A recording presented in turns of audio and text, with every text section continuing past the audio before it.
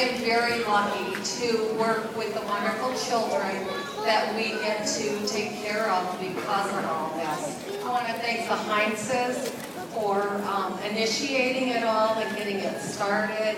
And I want to thank Katie for being the inspiration to get this all started.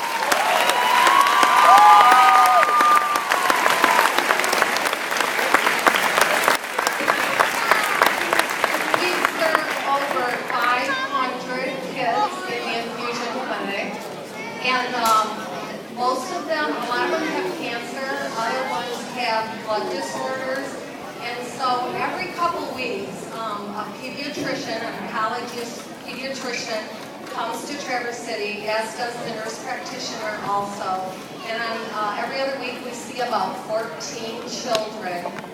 And I ask the parents, what kind of difference does this make for you? And remember, when we're servicing kids, the thing that is so different than adults is the kids usually have a lot of little brothers and sisters to take along. And even I remember when I had to take a long trip with the car, in about 5 or 10 minutes, the kids would say, when are we going to get there? So the parents find it so much easier to keep close to Traverse City. It just is so much easier for them. Even during the week then, they come to get their labs tested by us, and then we work closely with the boss. A lot of them need blood transfusions.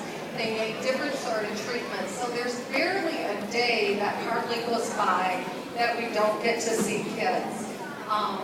Again, it's just you need a lot of help when you're taking care of children.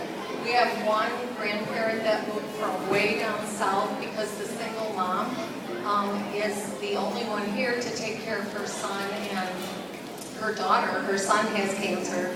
And so they're between Traverse City and DeVos. They're probably here at least twice a week. So it's just so much different to make that big long trip to Grand Rapids. They're very grateful for it. So I really appreciate this. I feel like we're so lucky to take care of these kids. We do have a good St. Francis representation. As Pat said, I'm a graduate. My sister is a social worker that works with kids, Bonnie Cleland Olson. Yay. And we also have a 96 graduate, Tara Carroll, who's our art therapist. So she keeps the kids, So she keeps the kids busy before they come to see me, and sometimes while they're waiting for their chemotherapy. Then we have quite a few infusion nurses here tonight too, so I appreciate their help.